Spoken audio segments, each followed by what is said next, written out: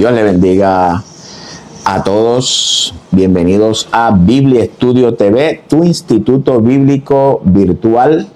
Quiero darle la más cordial bienvenida a nuestro despertar bíblico de hoy. Un caluroso saludo para todos en el amor de Jesucristo. Hoy continuamos. Hoy estaremos escudriñando la carta a los Colosenses. Hoy continuamos en el capítulo 1 y vamos a trabajar del verso 16 al verso 23, de los cuales empezaremos rápidamente. Comparte este estudio bíblico con todos sus contactos y amigos y familiares. Búsquenos también en YouTube, Biblia Estudio TV. Suscríbase a nuestro canal y aprieta la campanita para que usted reciba, para que se mantenga informado de todos los videos que subimos. Síganos también por Facebook, la X y Rumble. Biblia Estudio TV es una plataforma virtual de estudios bíblicos profundos, cuyo objetivo es traer al pueblo de Dios una enseñanza fundamentada en la Escritura y que sea de edificación en el conocimiento de Dios para que todos lleguemos a la unidad de la fe, discipulando al pueblo de Dios para que podamos alcanzar la estatura de un varón perfecto, santo, sin mancha e irreprensible, para que en aquel día seamos hallados dignos del reino. En Biblia Estudio TV no nos parcializamos con ninguna denominación en particular, con ninguna postura teológica en particular, y nuestros estudios son bienvenidos todos aquellos que quieran aprender a estudiar la Escritura y deseen crecer en el conocimiento de Dios Padre y de su Hijo Jesucristo. Sin otro particular, comenzamos con el estudio de hoy titulado Reconciliado con Cristo. Adelante con el estudio.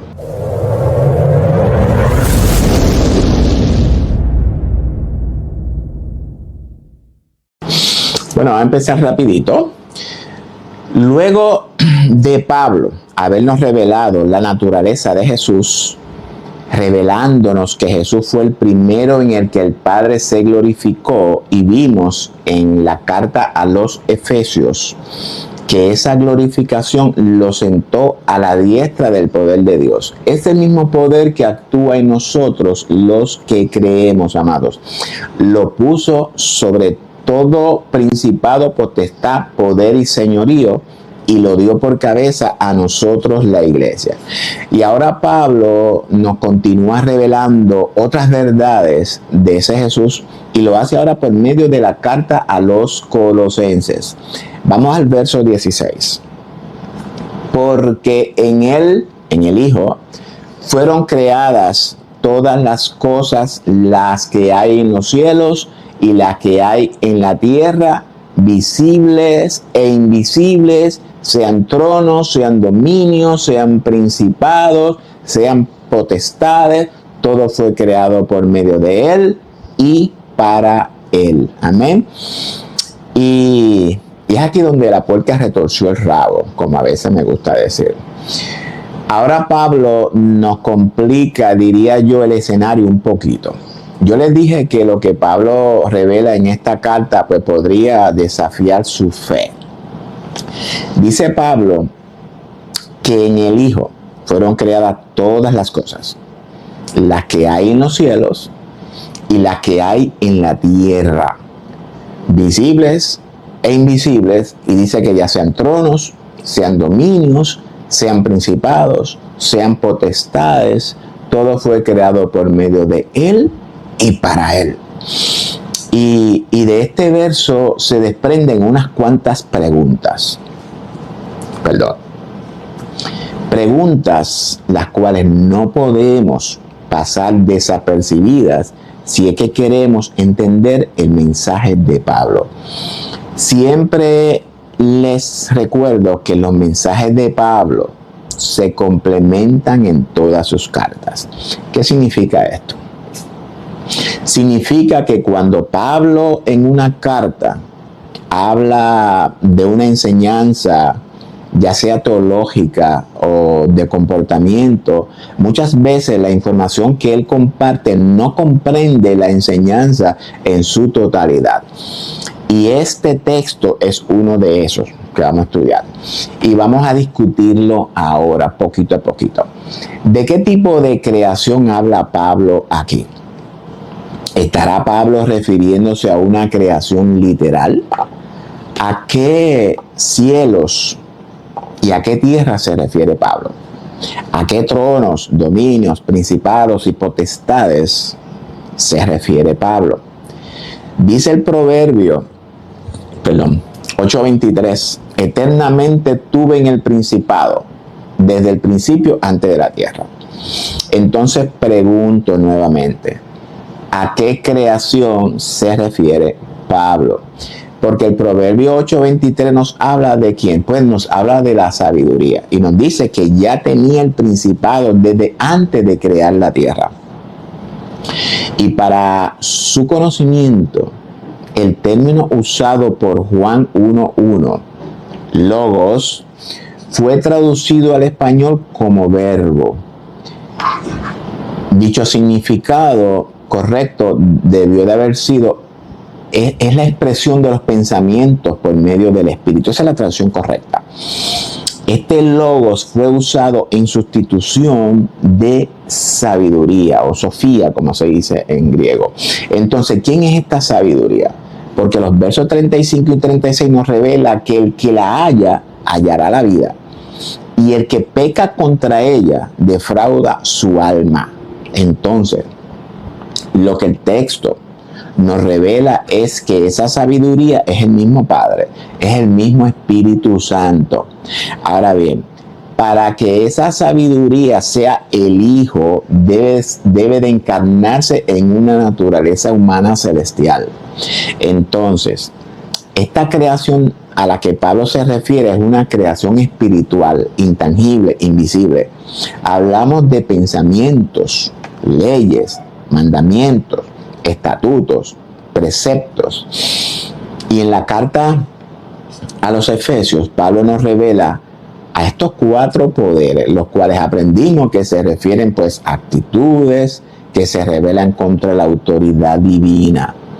Y estos 4 poderes son los que dominan las conciencias de todos los hombres. Sin embargo, ahora Pablo nos revela que estos 4 poderes fueron creados por medio del Hijo. Es decir, por medio de la naturaleza humana celestial, conocida como Adán.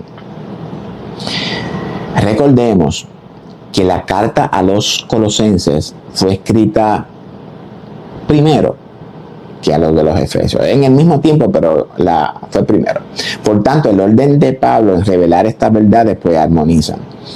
Y quiero que razonemos en este texto. Recordemos siempre que Adán es tipo del que habría de venir, es decir, el postrer Adán. Y es mi responsabilidad recordarles siempre que cuando la Escritura habla del Mesías o el Cristo, como lo conocemos en español, se refiere a la naturaleza humana celestial en la que el Padre se encarnó. Cuando Jehová le dice al rey Acaz que le pida una señal, cualquier señal, para demostrarle quién era él, ya que el rey Acaz no creía en Jehová. Acaz se negó a pedir señal, en otras palabras, que Acaz se negó a participar de la redención de su propio pueblo. Y escuchen las palabras de Isaías. Le dijo a la casa de David, y por casa de David, entiéndase, ¿verdad? Los que guardan el pacto de relación con Dios, la casa de David ilustra a lo que forman el reino. El Señor mismo os dará señal por cuanto no han creído a mis palabras. Y esa señal era que una virgen, una joven que nunca ha conocido varón, concebirá y dará a luz un hijo. y su nombre es Emmanuel, que significa Dios en nosotros, Dios con nosotros. Y todos sabemos que ese hijo, Emmanuel, es el mismo Padre encarnado. Amén. Ese hijo es la realidad del primogénito, Adán. Todos los primogénitos pertenecen a Jehová. Porque el primogénito pertenecía a Dios, simbolizando sus derechos completos sobre toda la familia. Dios consideraba que los levitas representaban todos los primogénitos de los israelitas. Pero esto es otra historia, ¿verdad? Otro cantar. Pablo dice que Dios estaba en el Mesías reconciliando el mundo consigo mismo. Dios estaba en el Mesías. La reconciliación fue efectuada por el Padre en el Mesías, en el unigénito. Unigénito porque es perfecto, sin pecados, y no hay otro como Él, definitivamente. En el Hijo se encuentra la sabiduría, la suma de todos los pensamientos de Dios. Se encuentran estos 4 poderes. Ahora bien, Jesús, el Dios hecho hombre, se convierte en el primogénito de toda creación. ¿Por qué después de ser el unigénito, ahora es el primogénito? Es unigénito porque es el único en su clase. Y es el primogénito porque es el primero de una serie. Es el primero en morir y resucitar. Es el primero en glorificarse con el Padre para que tenga la preeminencia en todo. La encarnación de Dios en Adán, el primogénito, es tipo de la encarnación de Dios en Jesús, el unigénito, la realidad de Adán. Con la diferencia de que el tipo, es decir, el primogénito, que fue tentado y cayó, y la realidad, el unigénito, que también fue tentado de la misma manera, sin embargo, no se dejó dominar. Más bien, él dominó la tentación. Y eso es precisamente como Dios espera que reaccionemos delante de las tentaciones. Dios nos ha equipado, nos ha dado las herramientas necesarias para ser victoriosos y triunfantes delante de Él y de los hombres. Y esto es importante que lo entendamos. Dice Pablo que todo fue creado por medio de Él y para Él. Y esta creación es una creación espiritual, ¿verdad? Amén. Continuamos. Hablamos de la creación de todo el interior que forma a un ser humano. Entiéndase, capacidades, intelecto, emociones, conocimientos, habilidades, en fin, creó al hombre a su imagen y conforme a su semejanza. ¿Quién creó? Lo creó la sabiduría, el creador, el mismo Padre. ¿Por medio de quién fue creado todo? Por medio del Hijo. ¿Cómo Dios hizo eso? No me pregunte, porque hasta aquí yo llego. No he llegado todavía hasta ese conocimiento. En otras palabras, que todo lo creado fue creado por el Padre por medio del Hijo. Eso estamos claros. Es decir, por medio de la naturaleza humana celestial. Recordemos que después de la desobediencia, esa naturaleza humana celestial se separa del Padre y cae a ser una naturaleza humana terrenal. Dios no tiene hijos, literalmente hablando. ¿Amén? Dios es espíritu. Dios es mente, es ley, es sabiduría, es fe, es conciencia. Y todo es espiritual, intangible, que no lo podemos palpar. Y todo eso espiritual se encuentra en usted y en mí. Entonces, el Hijo es Adán, el primogénito de toda creación. Adán es el primogénito porque fue el primer hombre creado. el primer hombre glorificado con Dios. Adán es el heredero y por consiguiente, pues nosotros también. Ahora bien, eso lo que nos sugiere es que todo fue creado por Adán, el tipo de Jesús, y que a la misma vez es el mismo Jesús. No me pregunten, por favor. Quiero que leamos Hebreos 1 del 1 al 4. Dios, habiendo hablado muchas veces y de muchas maneras en otro tiempo a los padres por los profetas, en estos postreros días nos ha hablado por el Hijo, a quien constituyó heredero de todo y por quien asimismo hizo el universo. Amén. Y sobre este texto hay mucho de qué hablar. Porque eso de que Dios habló muchas veces a su pueblo por los profetas, nos sugiere que esos mensajes se refieren a la promesa de la redención y el establecimiento del reino futuro de Jehová. Y de acuerdo con este texto, el mensaje del Hijo es el mismo mensaje de los profetas.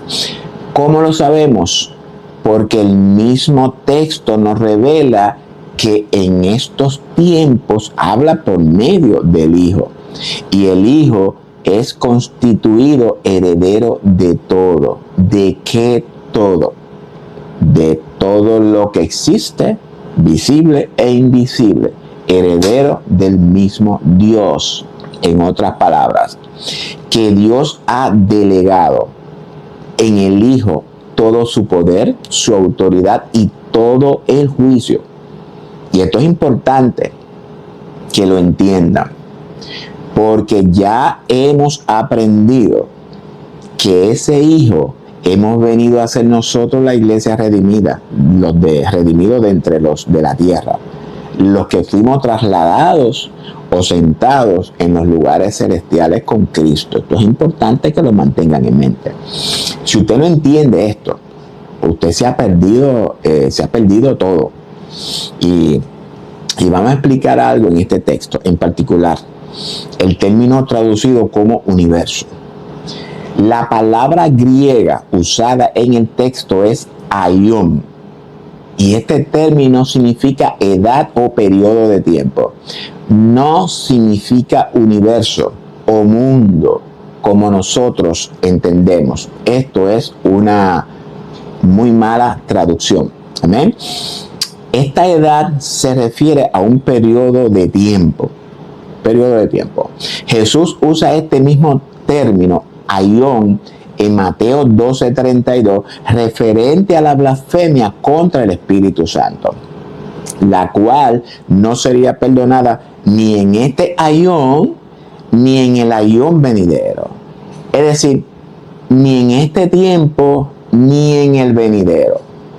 Si tomamos el contexto en el que Jesús usa el término aion, el texto pudiera estar sugiriendo a dos edades: la presente de Jesús y a la edad venidera.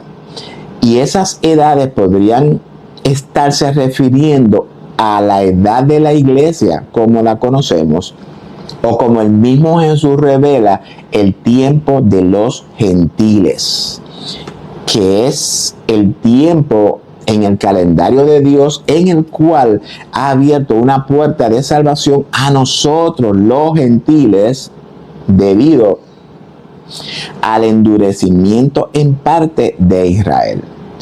Porque si los líderes judíos hubieran recibido al Mesías, entonces los gentiles no hubiésemos tenido la oportunidad de salvación. Esto es importante. Y este periodo de tiempo está ubicado, atención, entre la primera mitad de la semana 70, es decir, los primeros 3 años y medio, y la segunda mitad de la semana 70 de Daniel, entiéndase, los últimos 3 años y medio. Amén. En otras palabras, Después de la resurrección de Cristo, donde termina la primera mitad de la semana, hasta los 3 años y medio de tribulación y persecución antes de la manifestación de Jesucristo. Ahora bien, considerando lo que nos revela el libro a los hebreos, entonces vamos a entender lo que Pablo nos quiere revelar en el verso 16. Dice Pablo que en Jesús, el Hijo, fueron creadas todas las cosas. ¿Cuáles cosas? Las que hay en los cielos y las que hay en la tierra, visibles e invisibles. Eso es lo que el texto nos revela. No hay ningún problema con eso. Si ya hemos aprendido que en Jesús el Hijo se ha creado la edad de la iglesia, y esto es lo mismo que Pablo nos revela en Efesios 2:10, donde nos revela que Dios ha preparado de antemano las obras en las que viviésemos. Esta edad pudiera ser la que Oseas nos revela como 2 días. Entendemos que esa creación no se refiere entonces a la creación de Génesis, la cual, dicho sea de paso, es tipología de la edad de la iglesia. Pero en esto no me voy a meter por el momento. Amén. Creó todas las cosas visibles e invisibles. ¿De qué cielos y de qué tierra habla Pablo? Si usted sigue nuestros estudios, entonces usted ya sabe a lo que Pablo se está refiriendo. Si usted es la primera vez que nos ve, les exhorto a buscar nuestros estudios anteriores y mirarlos. Y en ellos todo esto está explicado detalladamente, podríamos decir. Cuando la Escritura habla de cielos y tierra, por lo general, depende de verdad del contexto, se refiere cielos, el lugar donde habita la presencia de Dios en nosotros, el lugar santísimo donde habita el pacto, la ley y el maná, el lugar de todas nuestras realidades en nuestra conciencia, en nuestro corazón. Todo fue creado por Dios en nuestro interior. Y tierra se refiere a nuestra mente, nuestro huerto, el lugar donde sembramos las semillas que producen su fruto, ya sean buenas o malas. La tierra en la Biblia también nos ilustra la promesa, la tierra que fluye leche y miel. Y también ilustra el lugar de pecado, la tierra de Egipto, la tierra de Canaán, la tierra de Asiria y también aquella provincia lejana que conocemos. La tierra es el lugar que Dios ha prometido a su pueblo para habitar en ella. No una tierra literal, sino una tierra espiritual. Pero la iglesia se supone que no debe de habitar en esa tierra de Egipto, porque la iglesia ha sido redimida de entre los de esa tierra de Egipto y fuimos trasladados a una tierra que fluye leche y miel, espiritualmente hablando. Amén. No quiero que malinterpreten. Tus pensamientos determinan si fluye leche y miel o si produce espinos y cardos. No se refiere al cielo que nos cubre ni a la tierra en la que habitamos.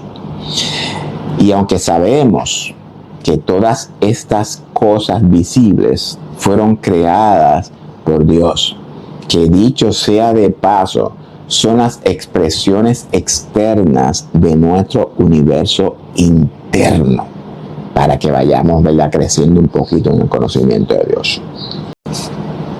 Ahora bien, en nuestros cielos se encuentran las cosas invisibles, de las cuales creamos todas las cosas visibles. ¿Ven? Todo esto que nos rodea, todo lo que podemos ver y contemplar por medio de nuestros sentidos, fueron creadas por el hombre.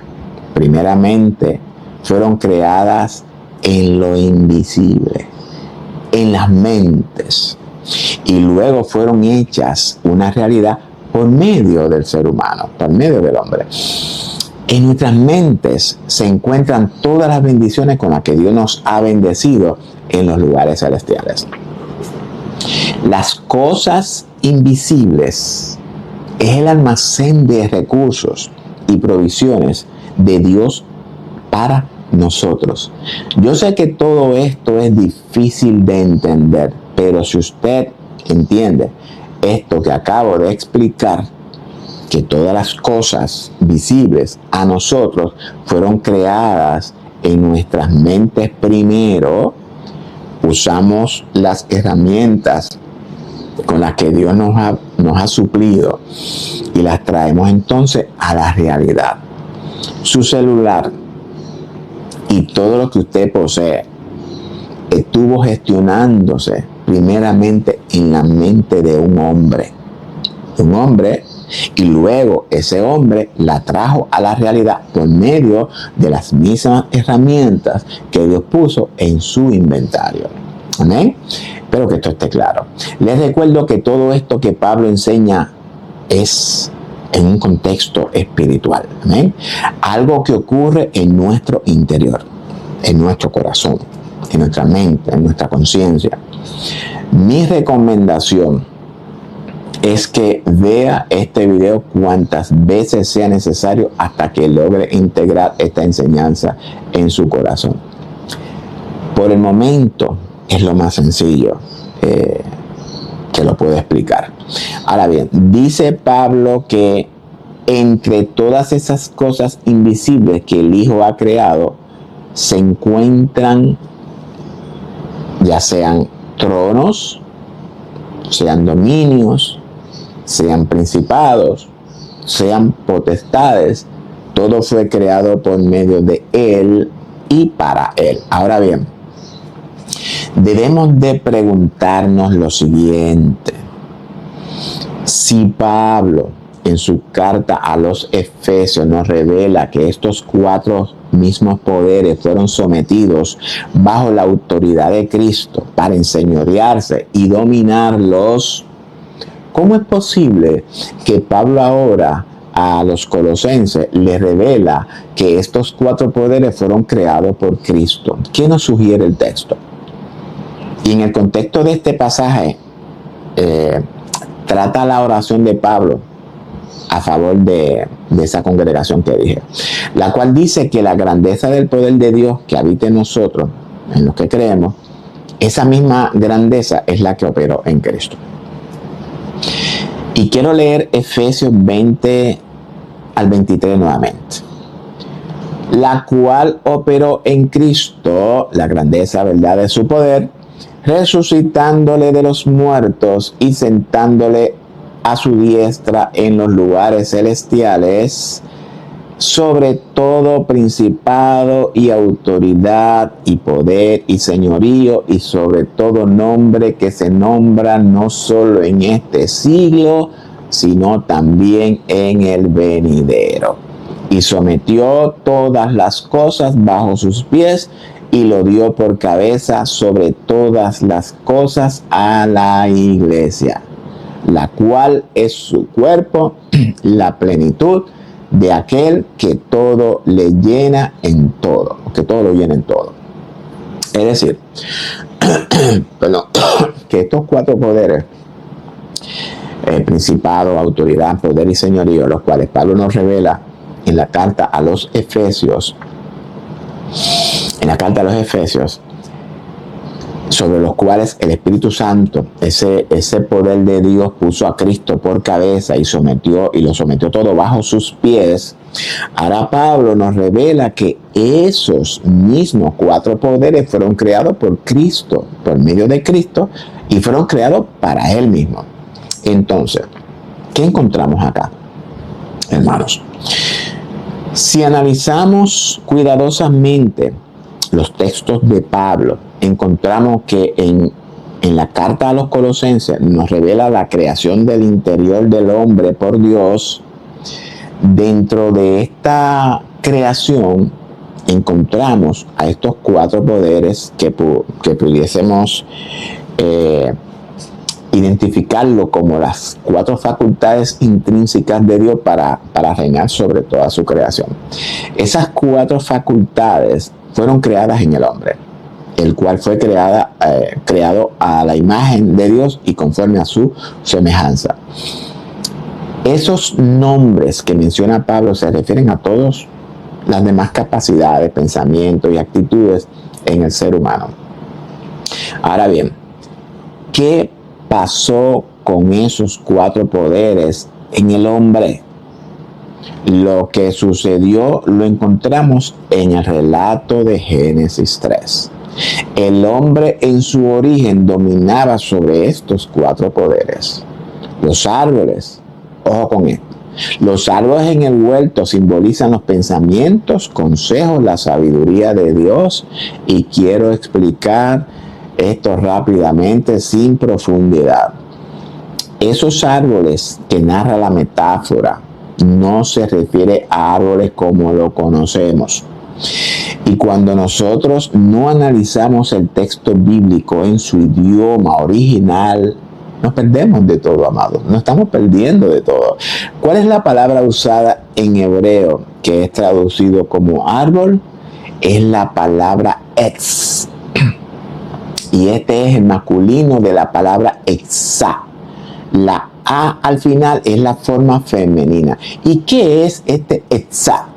Etzá es un consejo, sabiduría, mandamiento, estatutos.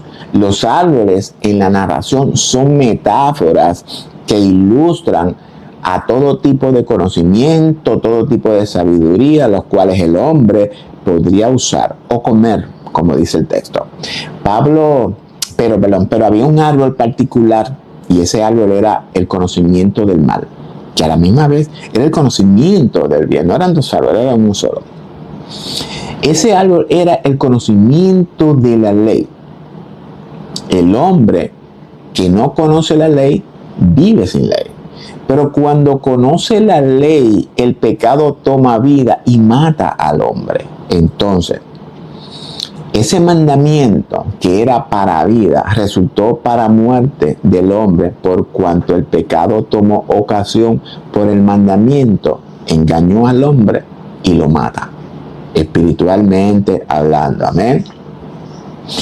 Y esto es lo mismo que Pablo nos revela en sus escritos, principalmente en Romanos y Gálatas. Ahora bien, al hombre desobedecer la ley, se revela todo lo que Dios ha puesto en él. Y luego lo vemos ilustrado en Caín y Abel. Ya eso yo lo expliqué. Entonces, esos 4 poderes tienen que ser restaurados nuevamente a donde pertenecen, a su estado original, a la posición correcta. Hay que llevarlos cautivos a la obediencia al Hijo, como en el principio. Y espero que estén entendiendo todo esto. Esto es lo que Pablo nos revela en 2 Corintios 5:19, y lo leemos. Que Dios estaba en Cristo, en el Mesías, reconciliando consigo al mundo, no tomando en cuenta a los hombres sus pecados, y nos encargó a nosotros la palabra de la reconciliación. ¿Ven? Entonces dice Pablo que Dios estaba en Cristo. Cristo es la traducción griega del hebreo Meshía, como dije anteriormente. Pablo dice que Dios estaba en el Mesías, reconciliando al mundo consigo, entiéndase, con Dios mismo. Reconciliando significa traer de vuelta al estado original. Dios estaba trayendo de vuelta a toda la humanidad a su estado original. No solamente a la iglesia, sino a toda la humanidad. El que Pablo diga que Dios no tomó en cuenta nuestros pecados, no significa que Dios simplemente obvió nuestros pecados y simplemente dijo, no son importantes. No significa eso. Lo que el texto nos quiere revelar es que Dios quitó nuestros pecados y los imputó sobre el Mesías. Y esa imputación es la que nos reconcilia y nos trae de nuevo a nuestro estado original. Dios, por medio del Mesías, reconcilia todos nuestros pensamientos con los pensamientos suyos. Y esto que voy a decir, espero que lo entiendan. Dios, la palabra, la ley, la justicia, la sabiduría, se encarna en el Mesías o en Cristo como lo conocemos. Amén. Se encarna en la naturaleza humana, una naturaleza sin pecado. La misma naturaleza de Adán antes de pecar. Amén. Y aquella palabra o sabiduría se hizo carne y habitó entre nosotros, dijo Juan 1:14.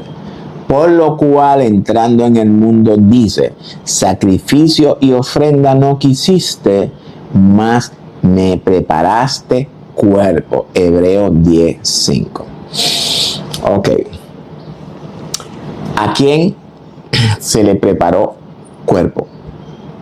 A la sabiduría, al logos, a la ley, a la palabra de Dios. El Mesías es ese cuerpo, la naturaleza humana en la que Dios se encarna. El Mesías o Cristo es el instrumento o el mediador usado por Dios para reconciliar consigo toda la humanidad. En eso estamos claros. Un mediador es una persona que media entre dos personas o entre más.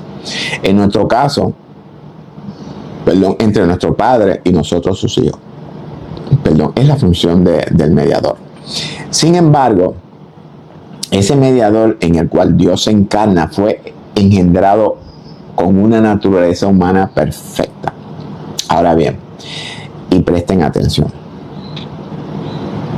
esa naturaleza humana perfecta del Mesías, operada por el poder de Dios, el cual ya vimos, dice Pablo que ese poder sentó a su diestra, a la diestra del mismo poder de Dios, a Jesús, al Mesías, en los lugares celestiales. Y lo puso. ¿A quién puso? A ese mediador, a Jesús. Lo puso por cabeza a la iglesia. Y todo esto Pablo lo explica dentro de un contexto espiritual, amados. Y para resumir, Jesús viene ahora a ser el hombre perfecto, el Hijo, aquel Hijo que fue tentado por su naturaleza humana, desobedeció la ley de Dios y como consecuencia se independizó de su Creador. Ese Hijo, el primogénito de toda creación, es Adán. Jesús vino a restaurar, a reconciliar esa unión que se había roto, esa gloria que tenía el hombre con Dios desde el principio. Y esto que voy a decir, espero que lo analicen. Y voy a abrir un paréntesis. Dice Pablo que por un hombre entró la muerte a todos los hombres. ¿A quién se refiere Pablo? Pues Pablo se refiere al primer hombre, al primogénito, Adán. ¿Quién es el culpable de todo este rollo entonces? Pues Adán es el culpable de todo este rollo en el que nos hemos metido. ¿Quién es Adán? Pues Adán es Dios encarnado. ¿Quién pecó? ¿Dios o Adán? Pecó Adán, la naturaleza humana de Dios. ¿Cuál fue la consecuencia? Pues la consecuencia fue la muerte espiritual, separación espiritual, no una separación literal.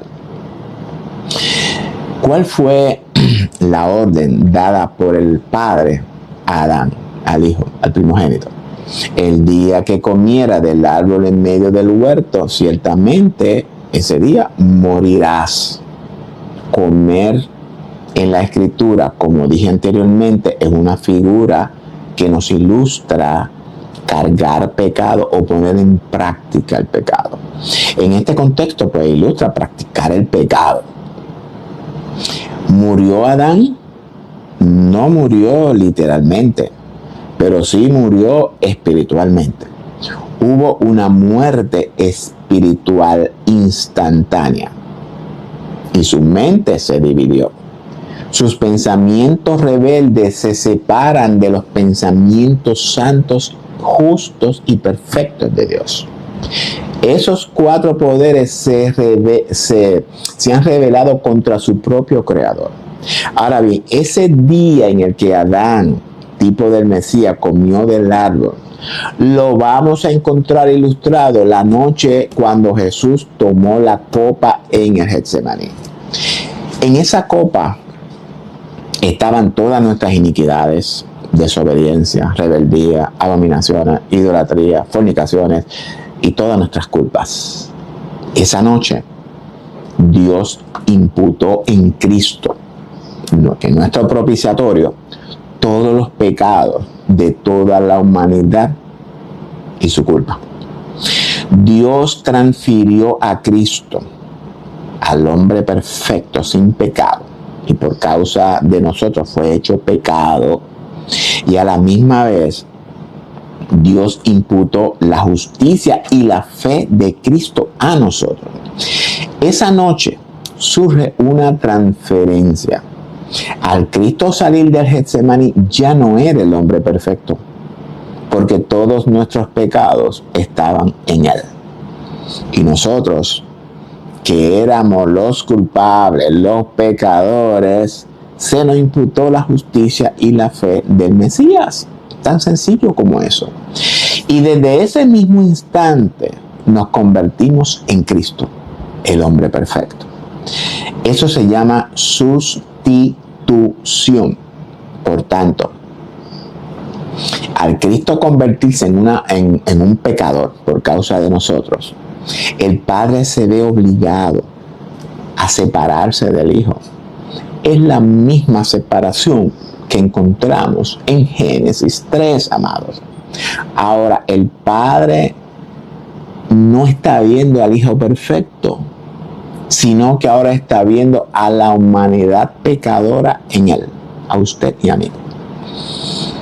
Pregunto, ¿la muerte de Cristo fue justa o injusta? Ciertamente, la muerte de Cristo fue una muerte justa por cuanto fue hecho pecado. No que él era pecador, sino que fue hecho pecado por causa nuestra.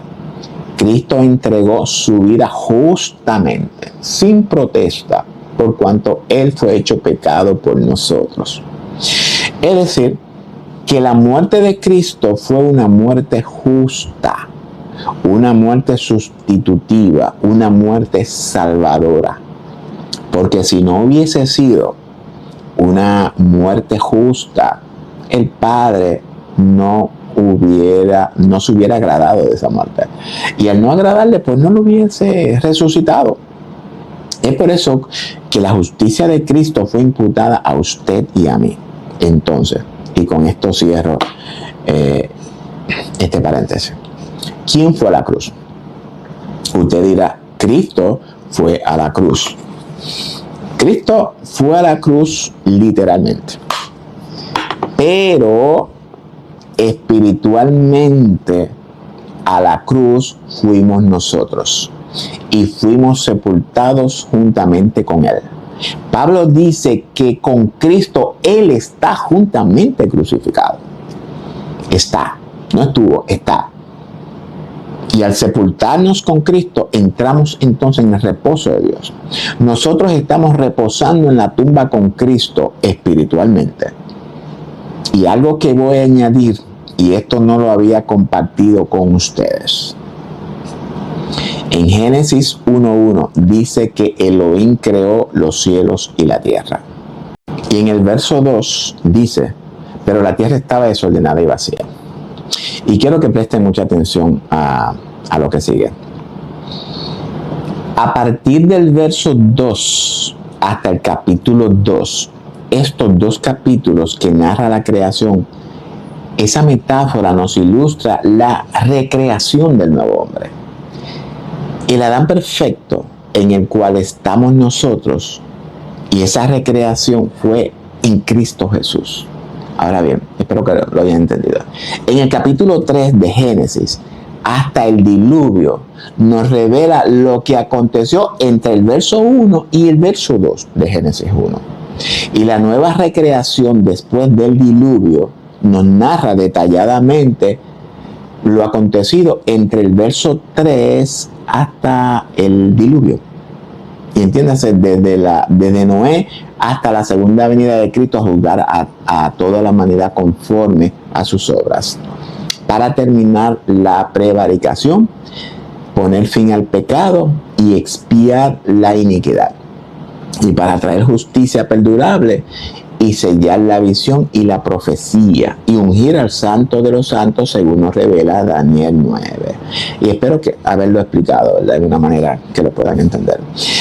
Vemos entonces una repetición de eventos y en una estructura parecida en la que se encuentra en el libro de Apocalipsis. Repetición. Y con esto cierro el paréntesis. Ahora sí. Ahora bien, cuando nosotros creemos en la obra realizada por Jesús, entonces el Padre nos coloca en la posición del Hijo perfecto. Dijo Dios en Hebreos: mi Hijo eres tú, yo te he engendrado hoy. El Hijo es engendrado en nosotros cuando creímos, cuando entendimos el mensaje de la promesa de redención y el establecimiento del reino, cuando recibimos la abundancia de la gracia y el don de la justicia de Dios. No antes, amados, no antes. Y si estamos en Cristo, ahora todo lo que es Cristo viene a ser en nosotros. Y Pablo nos dice que por cuanto estamos en el Mesías, en Cristo, Dios Padre nos encargó a nosotros la palabra de la reconciliación. Amén. Eso es importante que lo entendamos. Pablo también lo expresa de esta manera en el siguiente texto, verso 20. Así que somos embajadores en nombre de Cristo, como si Dios rogase por medio de nosotros. Os rogamos en nombre de Cristo, reconciliaos con Dios. Amén. Entonces, en el verso 16, Pablo nos acaba de declarar que todo lo que existe fue creado por el Hijo. Amén. ¿Cuál Hijo? Vuelvo a preguntar. El Hijo es el primogénito. Prototokos, que es la misma raíz griega para prototipo, hace referencia al primer ejemplar usado para crear otro igual. Hablamos del que tiene preeminencia en todo, el primero en glorificarse, el primero en resucitar, y el postrer Hijo, el unigénito, la realidad de Adán, Jesús, quien restauró todo lo que se había perdido. Espero que lo capten. El primogénito, Adán, representa al reino, el cual fue independizado del Padre. Y para eso vino el Padre en el Mesías, para reconciliar al mundo consigo mismo, amados. Espero que hayan entendido. Si no, pues repite este video cuantas veces usted entienda hasta que lo logre y lo integre en su corazón. Y para terminar el texto de Hebreos 1, del 1 al 4, solamente lo voy a explicar superficialmente. Verso 3. El cual, siendo el resplandor de su gloria y la imagen misma de su sustancia, y quien sustenta todas las cosas con la palabra de su poder, habiendo efectuado la purificación de nuestros pecados por medio de sí mismo, se sentó a la diestra de la majestad en las alturas, hecho tanto superior a los ángeles, cuanto heredó más excelente nombre que ellos. ¿Amén? Ahora bien, este verso 3 no lo voy a explicar porque necesitaría un estudio completo para poder explicarlo y descubrir todo lo que Pablo nos revela en él. Y aunque este verso está muy conectado a lo que Pablo nos revela en Efesios 1, pero sí quiero que entendamos algo del verso 4. Y dice el texto que fue hecho tanto superior a los ángeles. En otro estudio enseñé que los ángeles son figuras retóricas que nos ilustran los pensamientos, consejos, justicia y sabiduría de Dios, por así decirlo. Es como los árboles.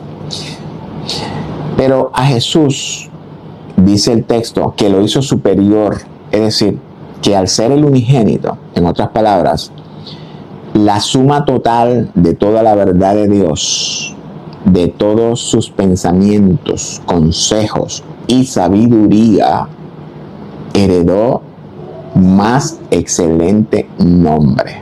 Es decir, heredó una reputación mucho mayor que la de todos los ángeles. Y en el estudio de como los días de Noé, descubrimos que los ángeles también representan ¿a quién? A los hijos de Dios. Pero de esto hablamos en otro estudio, en otra ocasión. Busque como los días de Noé. Ya hemos visto cómo Pablo va preparando a esta congregación en el conocimiento de Cristo, el Mesías, nuestro Salvador. Dios nos salvó por medio de Cristo, del Mesías. Amén. Ya Pablo nos acaba de revelar que Cristo, el Hijo, el unigénito, la realidad de Adán, es el heredero. Es el creador de todas las cosas que existen, ya sean visibles o invisibles. Continuamos con el verso 7. Y Él es antes de todas las cosas, y todas las cosas en Él subsisten. Amén. Y Él, es decir, el Hijo, es antes de todas las cosas. Hay algo que debemos de entender aquí. Y antes de continuar, quiero aclarar algo, hermanos. Recuerden que esto es un estudio académico, ¿verdad? Esto no es una predicación, no son exhortaciones. Para eso usted tiene a su pastor. Un estudio académico es un estudio profundo que conlleva investigación de los textos, exégesis, con el propósito de extraer las enseñanzas correctas y su interpretación correcta para el crecimiento en el conocimiento de Dios el Padre y de Cristo el Hijo. Solamente quería aclarar este punto respecto de nuestros estudios, porque muchas veces esto no es una predicación. En el contexto del texto sabemos que es el Hijo. Cuando Pablo habla del Hijo, pues se refiere a la naturaleza humana del Padre. Ya eso estamos claros con eso. El primogénito, a quien Pablo se refiere, pues es el unigénito, la realidad de Adán. Recordemos que Adán es tipo de Cristo, y cuando hablamos de un tipo, hablamos de un modelo, de un prototipo, como dije anteriormente. Y si usted quiere entenderlo de esta manera, adelante, entiéndalo y le explico. Si Adán, y entiéndase por Adán la naturaleza humana de Dios, si Adán falló y es tipo de Cristo, entonces Cristo, la naturaleza humana perfecta de Dios, es la realidad de la naturaleza humana de Adán. Y de acuerdo con lo aprendido en Efesios, nosotros, la iglesia, vinimos a ser el Hijo. Es Él al que Pablo se refiere, que es antes de todas las cosas, porque para que las cosas puedan ser creadas, necesitan ser creadas por medio de la palabra, y esa palabra sale de la boca de un hombre o de un Adán. Y repito, sé que toda esta teología de Pablo es difícil de entender. Sin embargo, la misma escritura nos revela claves hermenéuticas que nos ayudan a la correcta interpretación. Es nuestra responsabilidad atar todos los cabos sueltos, buscar las piezas del rompecabezas y colocarlas en el espacio para que la Escritura nos revele el mensaje. Verso 18. Y Él es la cabeza del cuerpo, que es la iglesia, el primogénito de entre los muertos, para que tenga en todo la preeminencia. Ya todos sabemos qué significa cabeza de la iglesia. Pues, cabeza significa pues reino. En eso espero que estemos claros. Pablo dice que tenemos la mente de Cristo. Tener la mente del Mesías significa tener su carácter, el Espíritu Santo, su reputación manifestada en nosotros y por medio de nosotros. Significa que el Rey Supremo ha retomado su trono en nosotros. Fuimos redimidos de entre los de la tierra y trasladados al reino del Hijo. En otras palabras, reinamos con Cristo. ¿Sobre qué reinamos? Pues ya lo aprendimos en Efesios. Reinamos sobre los 4 poderes que el Mesías reconquistó y sobre todo nombre. Y por nombre entiéndase carácter, reputación o actitudes, tantos internos como externos. Esos 4 poderes fueron los que se rebelaron contra la autoridad divina en el huerto. Oseas dice que Israel, al igual que Adán, traspasaron el pacto, prevaricaron contra él. Y esos 4 poderes forman parte de nuestra naturaleza humana. Y es por esta razón que el poder de Dios sometió a estos 4 poderes bajo el señorío del Hijo, bajo sus pies. Y al darnos a Cristo por cabeza, entonces esos 4 poderes quedaron debajo de nuestros pies, obviamente. Ahora bien, ya Dios le ha dado autoridad sobre estos 4 poderes a todos nosotros. Su autoridad se recibe por fe. Porque si usted no la recibe por fe, entonces, ¿qué va a pasar? Esos 4 poderes lo van a dominar a usted. Y por principio aprendimos qué significa el origen. Es decir, que en Cristo se origina todo. En Cristo se originan todos los escenarios físicos de la vida.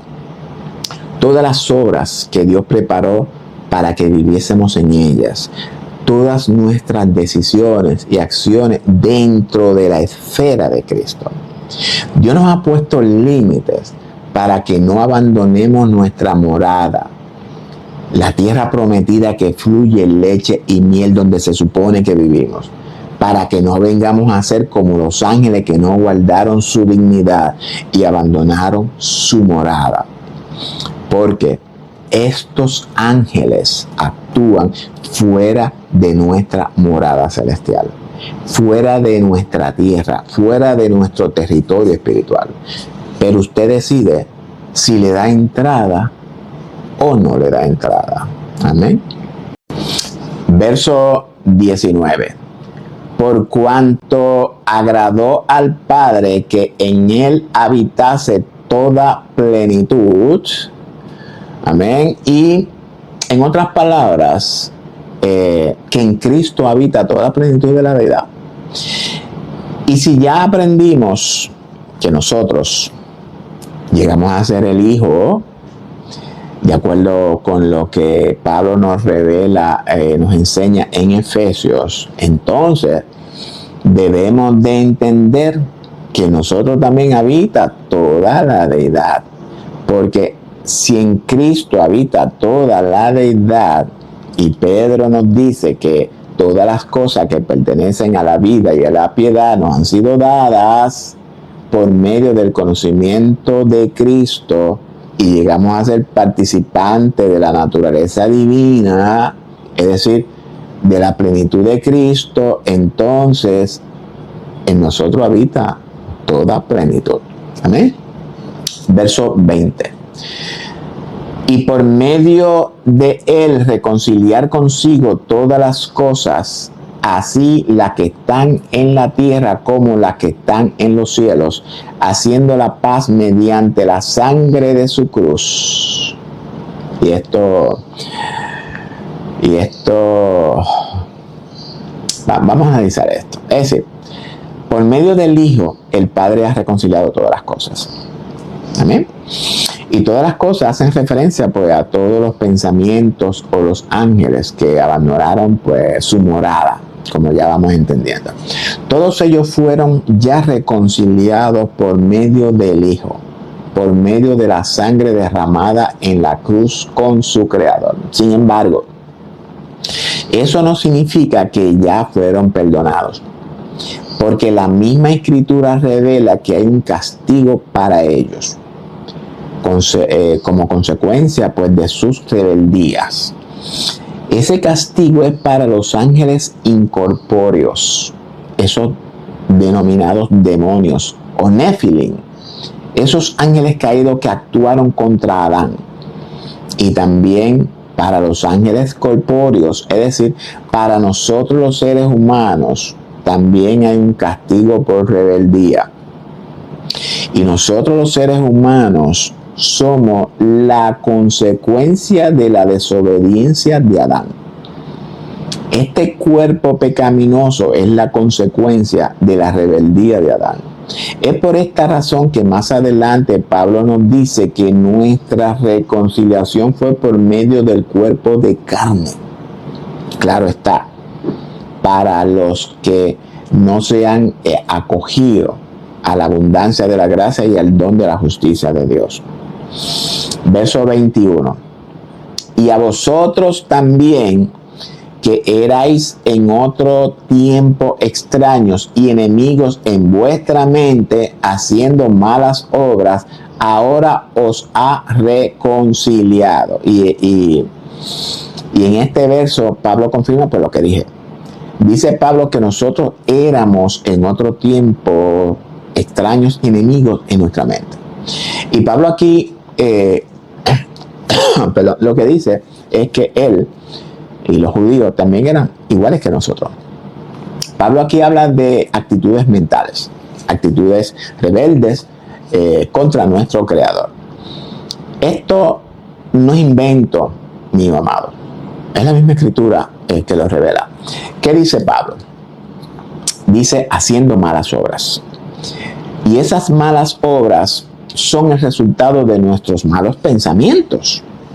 Nuestros pensamientos pecaminosos que nos llevan a obrar de manera injusta.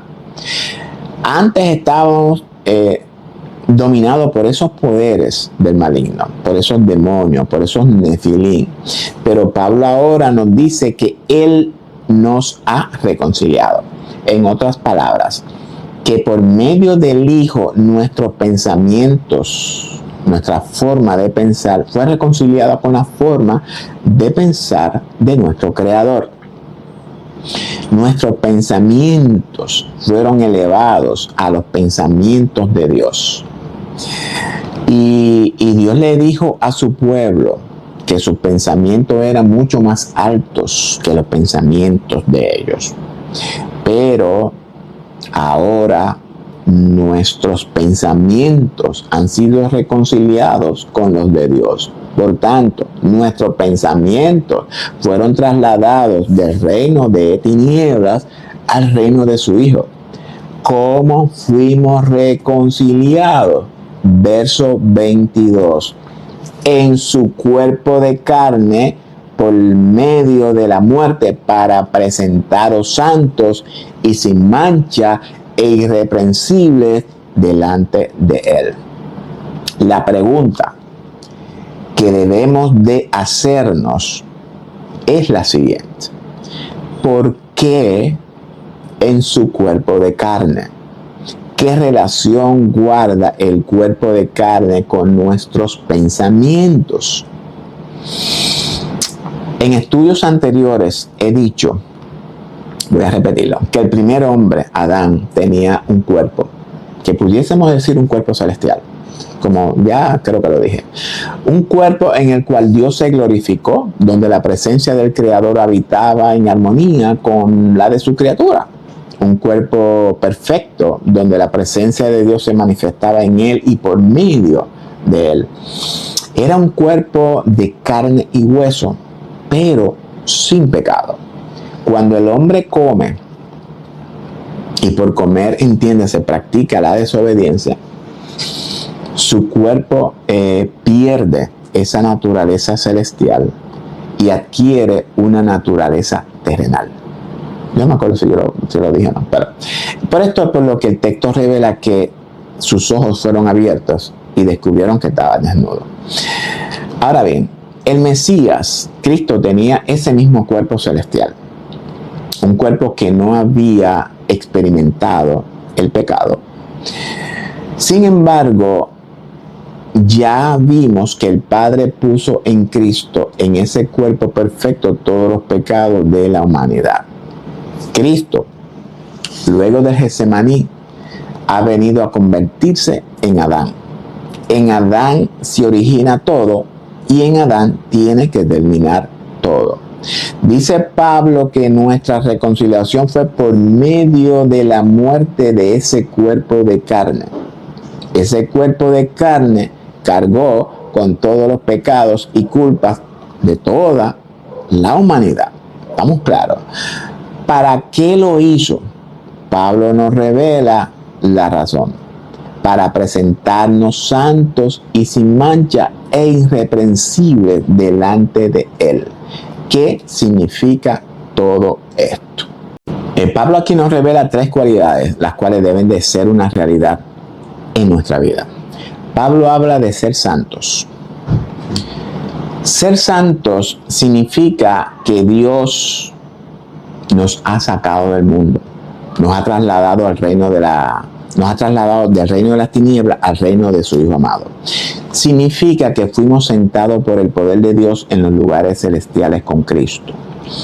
En otras palabras, que no debemos de tener ningún tipo de relación con el pecado. Eso es santidad, la santidad bíblica.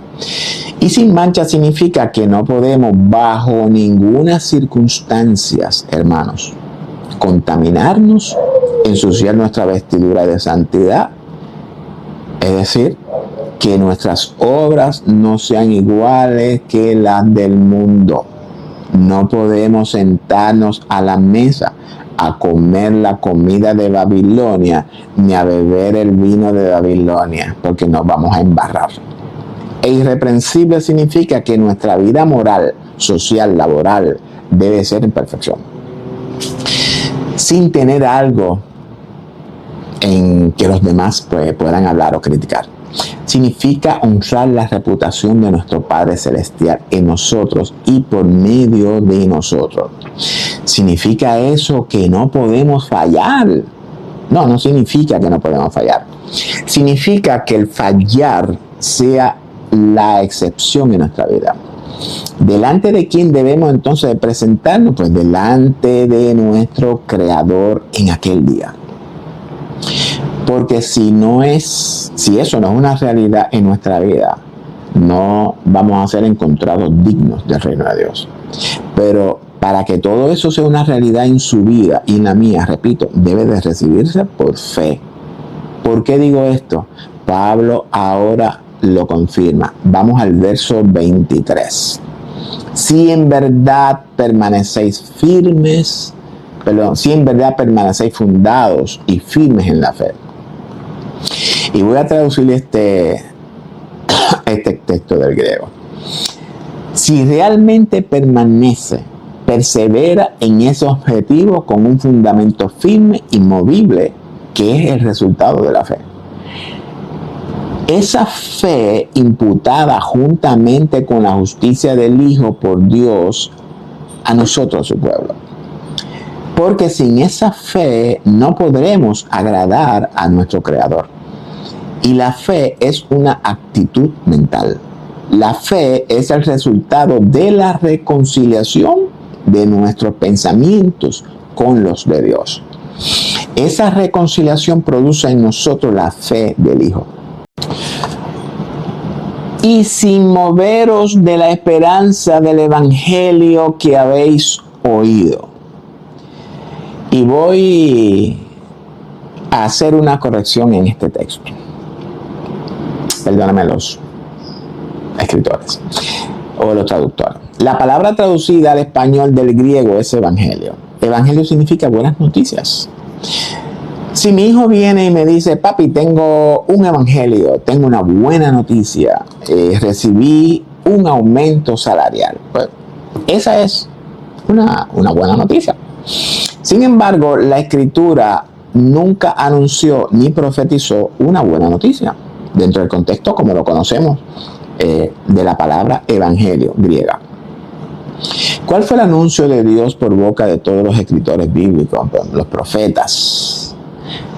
La promesa de la redención y el establecimiento del reino universal según los profetas. Ese es el mensaje. Y esa redención y establecimiento del reino es dentro del contexto universal, como dije anteriormente. Claro, hay unos detalles y especificaciones en las cuales no voy a entrar porque entrar en esto pues nos desviaría del estudio de hoy.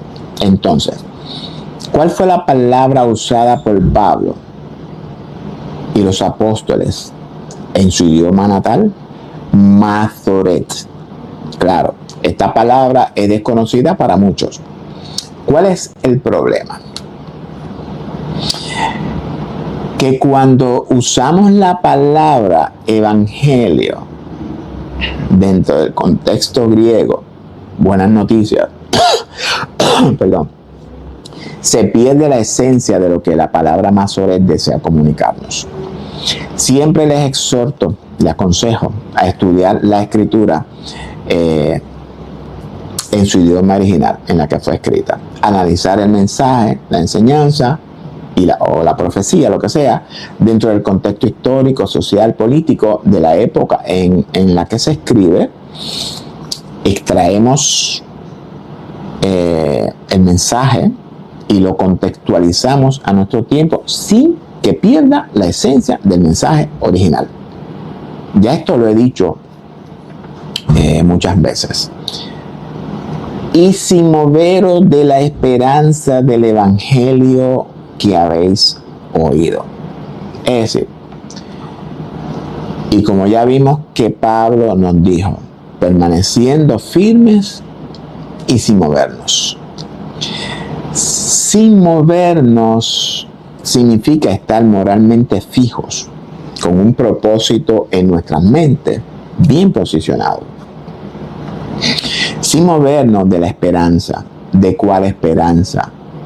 La promesa de la redención y el establecimiento del reino universal según los profetas.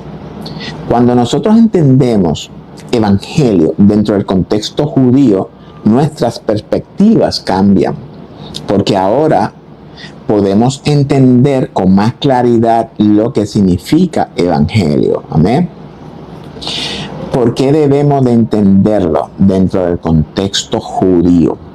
Porque estas promesas fueron dadas a los judíos, al pueblo hebreo, a Israel. El concepto de la redención y del reino no es un invento de Pablo exclusivamente para los gentiles, para nosotros. El mismo Jesús reveló a la samaritana que la salvación viene de los judíos. Jesús es judío, no ha dejado de ser judío. Nació judío, vivió judío, murió judío y resucitó judío. El que habita en nosotros es judío. Y esto es importante que la iglesia entienda. No podemos divorciarnos de los judíos. Nosotros no hemos venido a sustituir a Israel. Nosotros hemos venido a formar parte del pueblo judío. Entiéndase, de los judíos circuncidados del corazón y del interior, no del literal. De los de la carne. Pablo dice que fuimos injertados en el olivo contra naturaleza. No dice que fuimos sustituidos o que hemos sustituido las ramas del olivo. Y Pablo continúa y nos dice, el evangelio que habéis oído, en otras palabras, el evangelio que has entendido, recibido y del que te has apropiado. el cual se predica en toda la creación que está debajo del cielo, del cual yo, Pablo, fui hecho ministro. ¿Qué significa en toda creación que está debajo del cielo? Si tomamos esta expresión literalmente, podemos entender que se refiere a todos los seres humanos que estamos debajo del cielo, es decir, que estamos sobre la tierra. Y en el sentido literal está correcto, porque es una realidad literal, no lo podemos cambiar. Sin embargo, cuando lo interpretamos espiritualmente, las cosas cambian. Porque los que están debajo del cielo, entiéndase, los que todavía no han recibido la abundancia de la gracia y el don de la justicia de Dios, se refiere a todos esos pensamientos que todavía no han sido reconciliados con su Creador. Recordemos que la tierra ilustra la mente del hombre, el terreno donde se libran las batallas. Nosotros, los que hemos sido salvos, los que hemos creído en el mensaje de la promesa de redención y el reino, hemos sido sentados con Cristo en los lugares celestiales. Tenemos ahora una mentalidad de reino. Ya no tenemos una mentalidad terrenal. Y espero que estén entendiendo todo esto que digo. Y aunque no cite, ¿verdad?, textos, usted lo encuentra en la escritura. Aclaro, todo esto lo digo dentro de un contexto espiritual, no literal. Amén. Pablo dice que él fue hecho ministro de este mensaje. Y para confirmar lo que dije anteriormente, este ministro del evangelio, ¿qué nacionalidad o qué origen tiene? Todos sabemos que Pablo es judío. ¿Por qué tenía que ser un judío y no un gentil el que Dios escogiera para predicar y enseñar el mensaje de la redención, la promesa de redención y el establecimiento del reino? Por la sencilla razón de que ese mensaje es para los judíos y que nosotros los gentiles también seríamos participantes de esa promesa. Esa promesa no era para nosotros. Sin embargo, Dios desde antes de la fundación del mundo ya nos había incluido en esa promesa. Bueno, ahora sí. Bueno, y con esto vamos a cerrar el estudio de hoy. Y quiero compartir con ustedes algo que me ha venido inquietando en los últimos tiempos. Todos sabemos que la manifestación de nuestro Salvador, por así decirlo, está a la vuelta de la esquina. Usted debe entender lo que digo. Ya el escenario propicio para la implementación del nuevo sistema de gobierno universal se está dando poco a poco, como todos ya lo estamos viendo. Eso no debe ser noticia nueva para nosotros. Hoy es 21 de julio, cuando grabo este video, el cual está agendado para su premiere el 3 de agosto del 2024. En esta semana experimentamos una falla del sistema de Internet, en particular de Microsoft. Esta falla ha causado, no solo aquí en Puerto Rico, sino alrededor de todo el planeta, fallos en la coordinación de los vuelos, tanto de entrada como de salida. Vuelos cancelados, gentes amontonadas en los aeropuertos del mundo, gente que tenían una agenda, unos compromisos, unas responsabilidades, ya sean comerciales o privadas. Todas estas gentes se encuentran detenidas en diferentes lugares del mundo debido a este apagón del Internet. No solo afectó las líneas aéreas, sino que en muchos sitios alrededor del mundo que dependen del sistema de Microsoft fueron afectados. Entiéndase, bancos, empresas y todo tipo de negocio y familias también. Este acontecimiento es solamente la prueba. Esto no es un caso fortuito. Yo no creo eso. Más bien, y esta es mi opinión, es algo insinuado, provocado. En este año 2024, lo que resta del 2024, debemos esperar eventos catastróficos, como lo que estamos viendo en Canadá, en Dubái y en otros países que se ha visto afectada por este famoso sistema climático. Esa es una cortina de humo, y el que entienda, que entienda. No voy a explicar eso. Hay amenazas de un apagón masivo del internet, apagón masivo de energía eléctrica, los cuales afectará no solamente nuestra economía a nivel de país, sino también nuestras vidas. Yo tengo una reserva de alimentos, por si acaso. Yo le sugiero a usted que haga lo mismo. ¿Amén?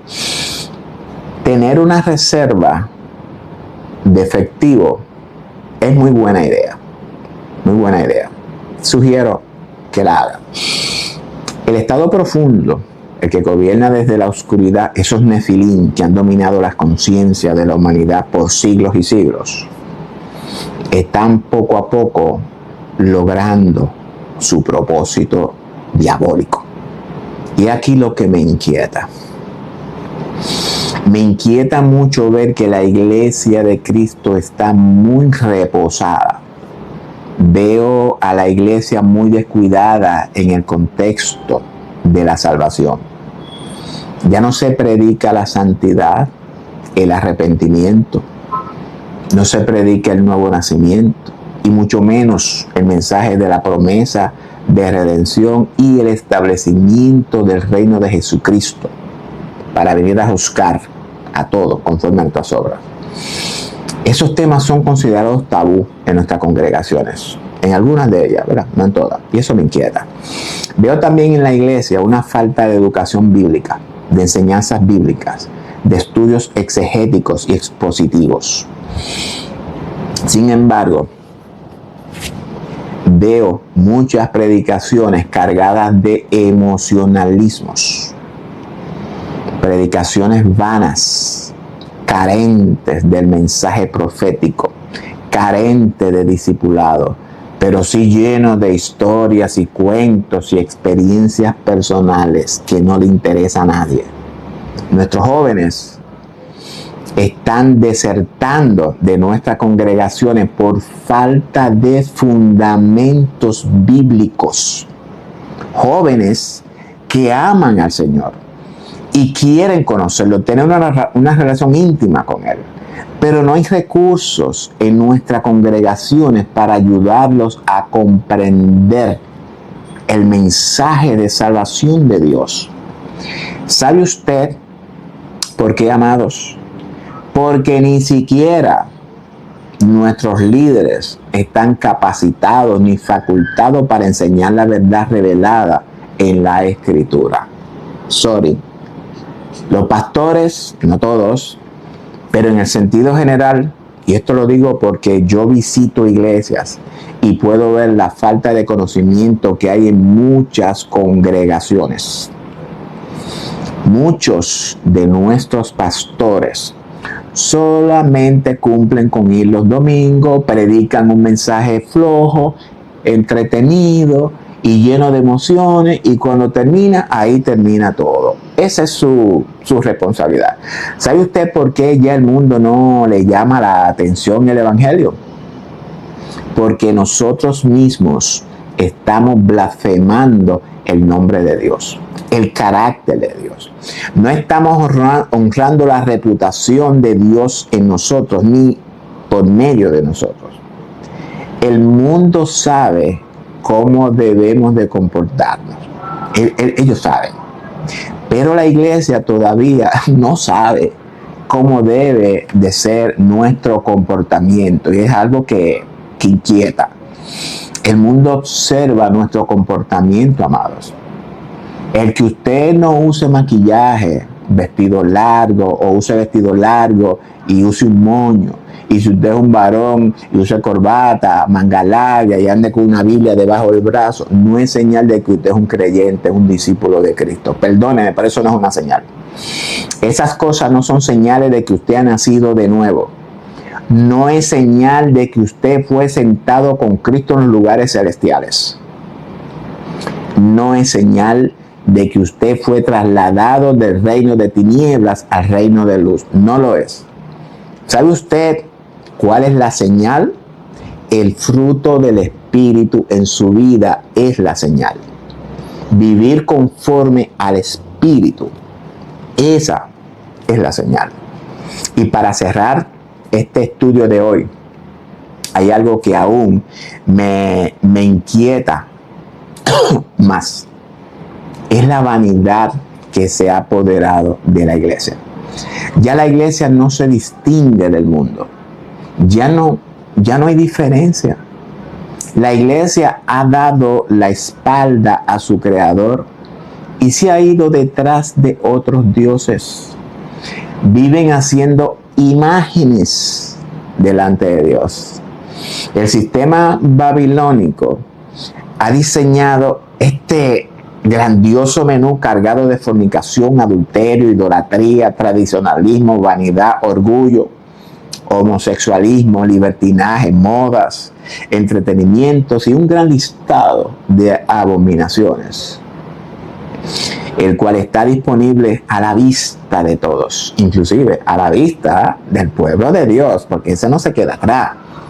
Y lo más triste de todo esto es que el pueblo de Dios se ha sentado a la mesa a comer del menú de Babilonia y tomar del vino de Babilonia.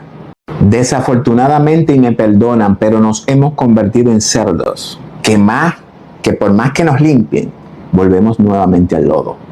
Esa es la condición actual de la gran mayoría de lo que se denominan cuerpo de Cristo, cristianos. Sin embargo, todavía el mensaje de la promesa de redención y el establecimiento del reino está vigente. Dios te dice, y escucha esto: pueblo mío, sal de Babilonia. Dios tiene una tierra que fluye leche y miel para ti. Tú que todavía estás por allá, por tierra lejana. No importa en qué provincia lejana tú has llegado. No importa. Desde allí tú puedes clamar a tu Dios, a tu Padre, y tu Padre te espera con sus brazos abiertos. Esto es una oportunidad que Dios te da. Esto es un llamado. Mi consejo es que recapacites, vuelvas en sí, decidas regresar a la casa de tu Padre. Donde tú estás ahora mismo, hay hambre, necesidad y muerte. Tu Padre te espera. Decide volver a la casa de tu Padre. Yo creo que es la mejor decisión que tú puedes hacer en tu vida. Decide volver a esa tierra que fluye leche y miel y sal de esa tierra que solo te produce espinos y cardos.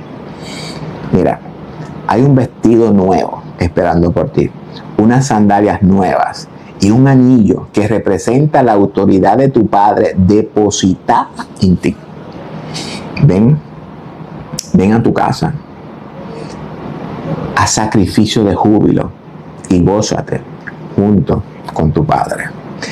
Suscríbete a nuestro canal en YouTube si todavía no lo has hecho. Aprieta la campanita y recibe notificación de todos nuestros estudios que subimos semanalmente. Síguenos en las redes sociales. No te pierdas nuestro próximo estudio, donde continuaremos el estudio de Mateo 24, donde descubriremos cuál es la generación que no pasará hasta que todo lo que el Mesías profetizó. Dios le bendiga a todos.